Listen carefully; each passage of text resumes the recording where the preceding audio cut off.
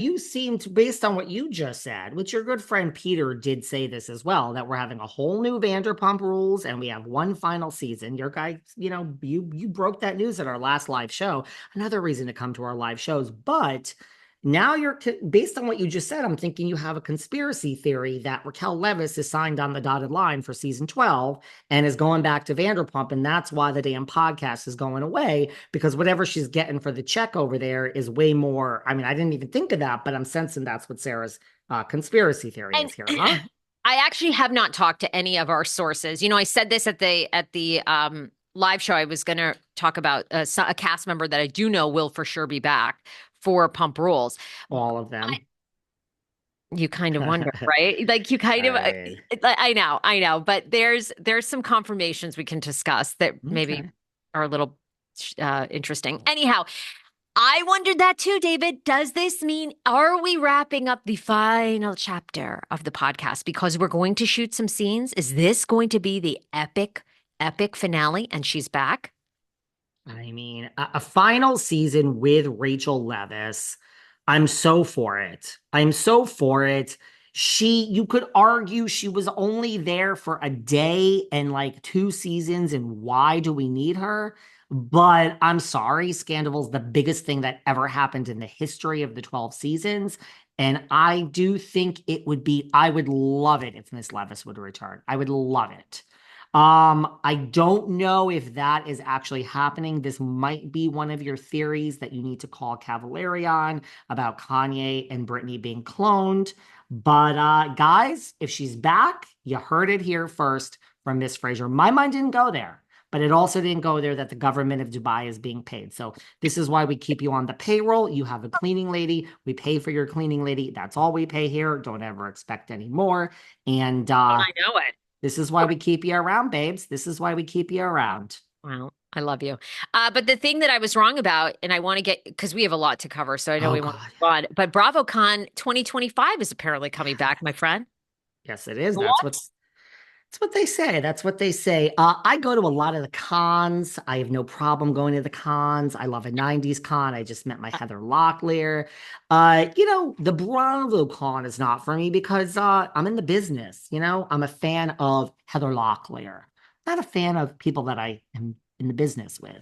Uh, is it gonna look? I don't know why you would announce it if it's not really gonna be back. I think it's a long time between now and then. I don't understand. I mean, to mention 90s Con, they have two of them a year, every March in Connecticut and every September in Florida. There's a lot of cons that are twice a year. I just don't know what is so hard. What I don't buy that this is such a big production and we're only going to do it every other year. I don't understand. Every convention, you think when you go to 90s Con and it's like every member of 90210 and One Tree Hill and this and that and whatever the fuck it is, and One Tree Hill is more the early aughts, but you don't think that's as crazy as BravoCon? It's just as crazy, just as many people.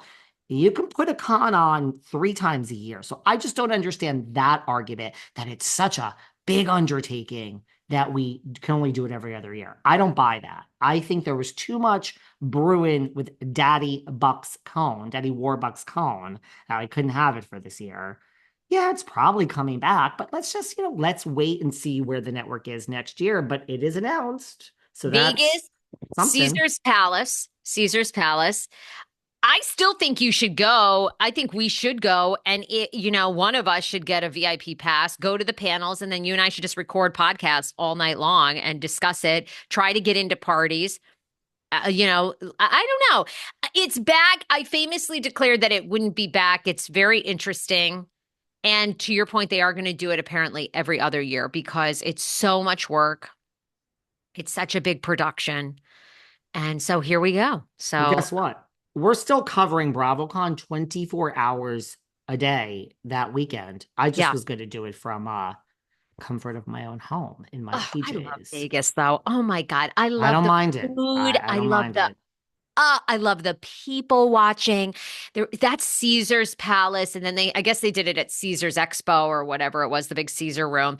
And oh, it was so fun. You walk out in Vegas, just that dry heat, that desert heat hits you, and you just feel the spirit of, Frank Sinatra there and the mob and it just is so, I love Vegas.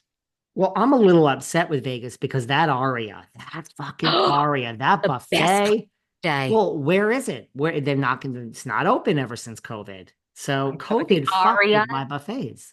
the food at the Aria, and it's very pricey, folks. Very pricey. I had a girlfriend do her bachelorette party there, and we all had to pitch in for the cabana by the pool, which I can't remember if it was $1,500, $2,000 for the cabana.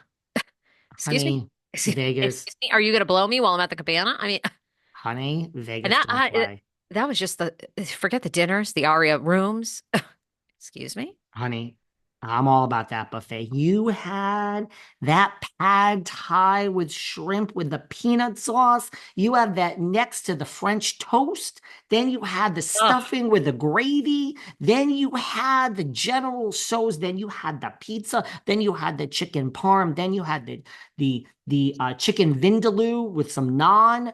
Oh, some curry. You had everything. And then the desserts, honey, the desserts at that Aria buffet. Oh, I've never met something I like so much. God, I'm getting GERD just hearing about it.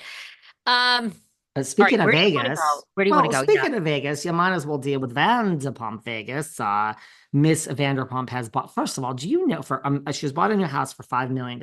I mean, this ain't LA or New York, honey. I mean, what $5 million can buy in Vegas is It humongous. must be on 40 acres. I mean, it's like, what? Excuse me, 40 acres of sand and dirt and dust and desert. I mean, this must be the most insane mansion you've ever laid your eyes on. For 5 million is like she might own the most expensive home in Vegas. Well, we have Paulie D's got a little something brewing there. Look, and you have Debbie Gibson lives there, our past podcast guest, Ashley Mark Angel, Wahlberg. right? Lots of But Mark Wahlberg, Perez. they do it for tax. Mark Wahlberg is here all the time. My husband and I were just at the Polo Lounge, and Mark Wahlberg was there. Very handsome, very, very handsome, very lovely. But they all do it for the tax, but Well, he everybody's better moving to be Vegas. I know. You tell me that. days in and days out, Mark Wahlberg. You better be careful. Don't overstay your welcome in LA. The tax Something man tells will get you, darling. I believe Mr. Wahlberg knows what he's doing. Okay. Okay. They Yeah, all know what they're doing, don't they? Yeah. this just goes to my point about Peter Madrigal, who's worked for Ken and LVP for 10 years. I said to Peter, are they going to film a show in Vegas? And he said, makes sense to me. I mean, are we getting rid of pump rules? Sir will have some sort of LA tie because it is historic. And then obviously the Valley, we're already being set up for a Tom Sandoval Jack stage. Mhm. Sandoval is going to be on the Valley. They Well, need they to stopped do. him, TMZ. He was walking and they asked him this very question. And he said, Jax has been there for me. I've been there for Jack. This is kind of what we said here, that when pump rules goes away, we're going to disband and reassign everyone. So, I think we're not going to lose Tom Sandoval somewhere in the Vander regime. Love him or hate him.